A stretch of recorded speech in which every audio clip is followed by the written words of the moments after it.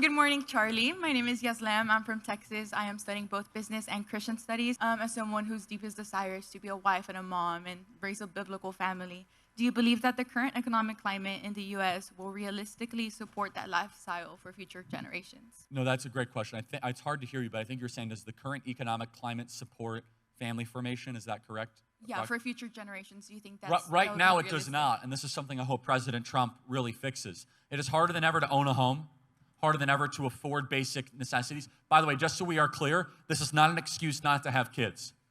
Even if you don't have the money to have the kids, you should still have kids. There's never a reason not to bring new souls into this world.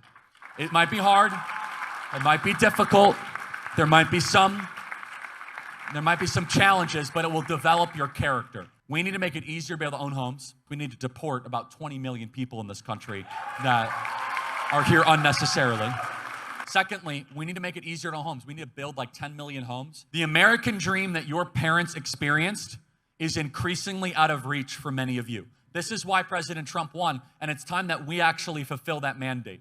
It is harder than ever to support a family of 4 in this country. In 1985, you could support a family of 4 with about 35 weeks of labor, one husband or one father. Now it requires 60 weeks of labor, so the wife has to go into the workforce.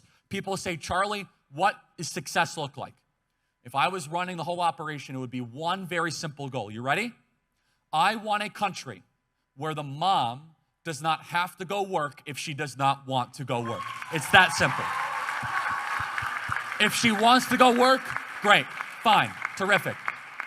No, I mean that. Like, some people make it work, but I think you all in this audience know there's something cruel and unusual for a mom of a 9-month-old that has to give over that 9-month-old to strangers to go work at some stupid dead-end job as like an administrator. Nothing against her. She's got to do what she's got to do.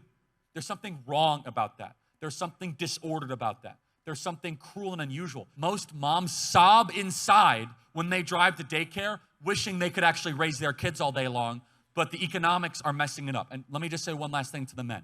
Some of you guys might end up being police officers or firefighters or join the military, and God bless you for that. We need more people to do that. I mean that. However, you need, early on in life, to do whatever it takes to try, if it makes working 2 jobs, not sleeping, going through the night, that during that precious period of time, you can literally buy your wife to be able to stay at home.